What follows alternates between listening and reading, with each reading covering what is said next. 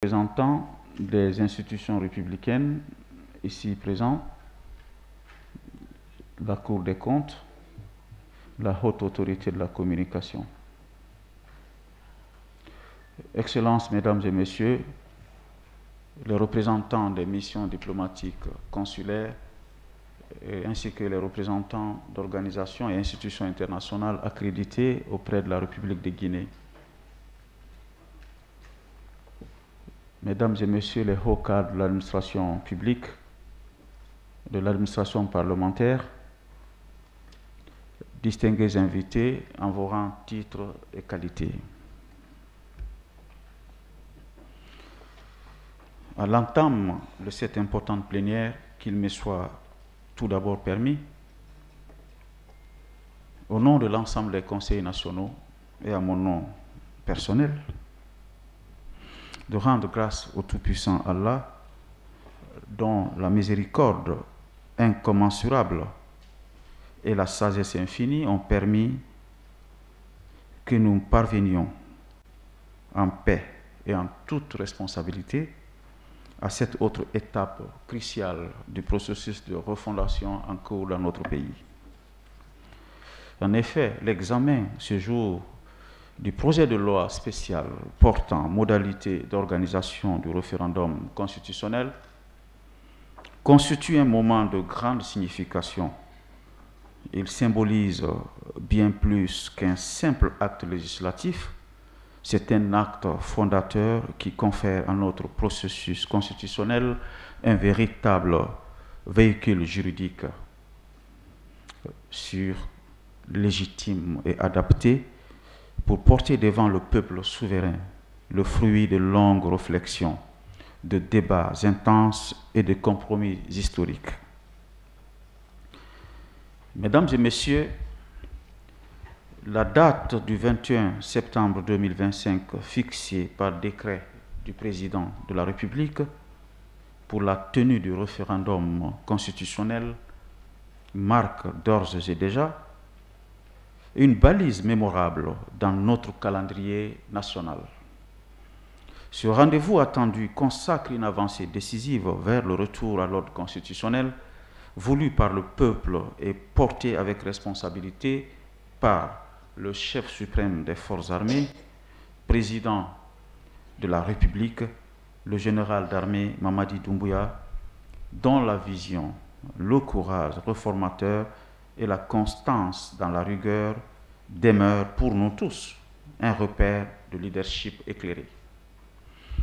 Mais à quoi aurait servi, Mesdames et Messieurs, toute pédagogie politique, je dirais même toute cette quête d'inclusion, cette recherche de consensus, ce vaste travail d'écoute et d'objectivité qui ont fondé la légitimité du projet de constitution, si l'outil juridique permettant sa validation populaire venait à faire défaut. Un proverbe mandingue nous enseigne, je cite, « Le chemin qui mène au sommet est important, mais le sommet lui-même ne se rejoint que par une dernière marche. » Fin de citation. La loi spéciale que nous examinions aujourd'hui, c'est précisément cette dernière marche. Elle vient combler le vide juridique qui risquerait de faire de notre projet de constitution un texte sublime mais inachevé. Honorables conseillers nationaux, distingués invités, lorsque le Conseil national de la transition fut récemment saisi en procédure d'urgence d'un projet de code électoral, ce texte contenait, il faut le reconnaître, des avancées notables. En ce sens que pour la première fois, une législation électorale ambitionnait de prendre en compte aussi bien les scrutins politiques classiques ainsi que le référendum constitutionnel. Ce texte ne s'est pas limité aux modalités d'organisation du référendum ou des référendums constitutionnels, mais a également défini les contours de l'organe en charge de gérer les opérations électorales dans notre pays.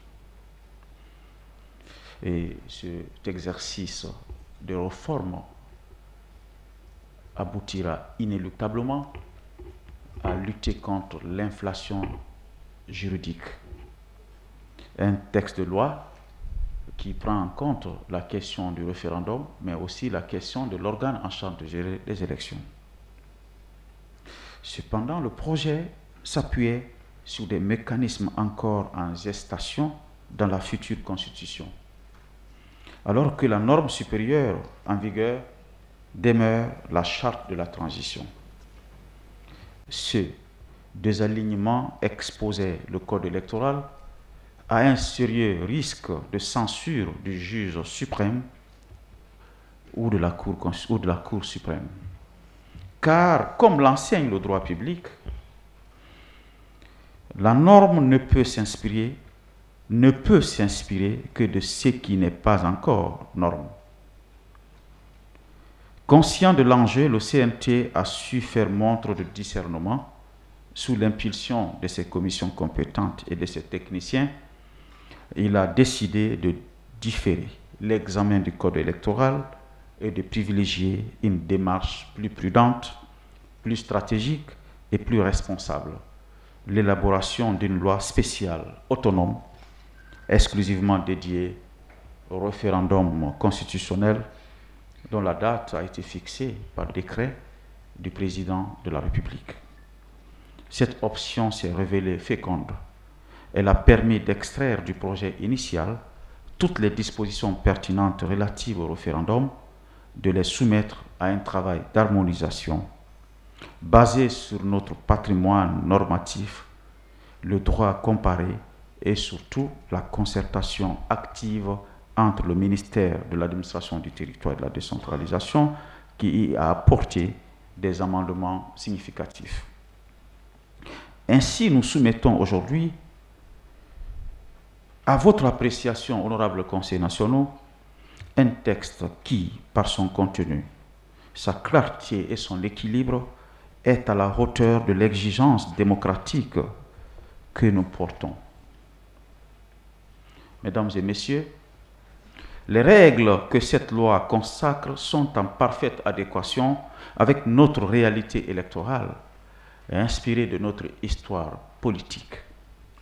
Elles empruntent aux standards universels tout en tenant compte de nos spécificités institutionnelles.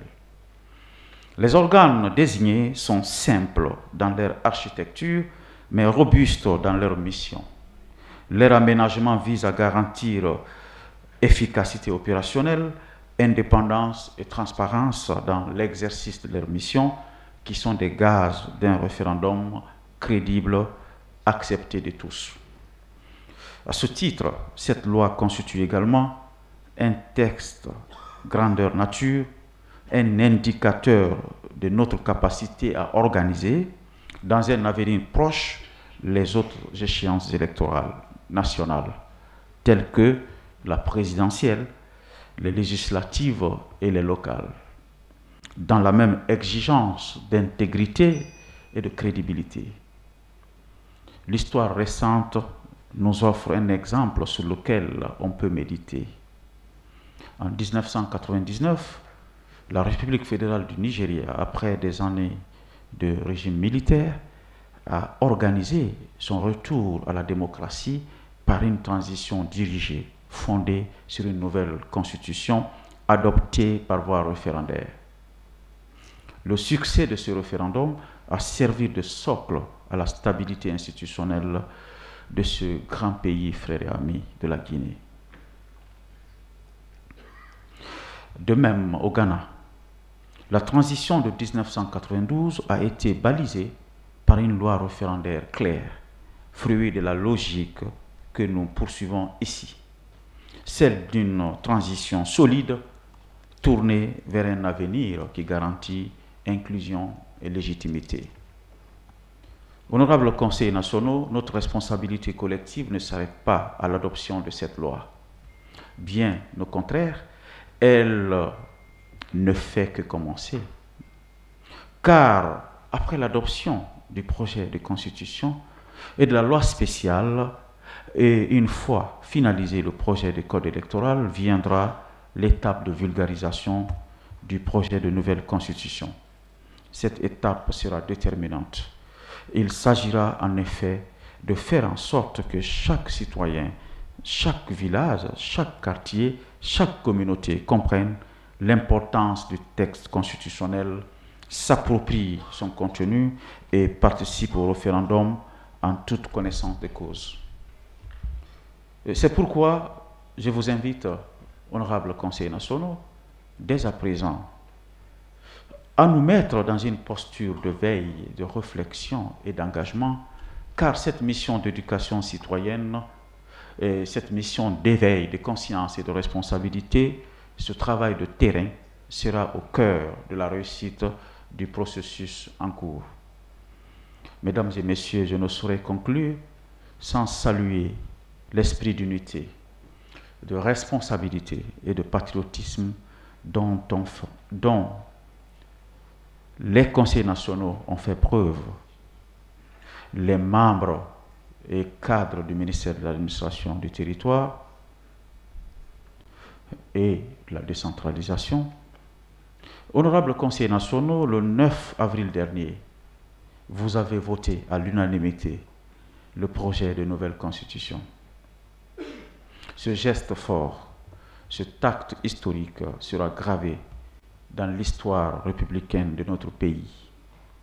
Pour cela, je vous adresse, au nom de son Excellence, Monsieur le Président de la République, et à mon nom propre, toute ma reconnaissance, ainsi que celle de tout le peuple de Guinée.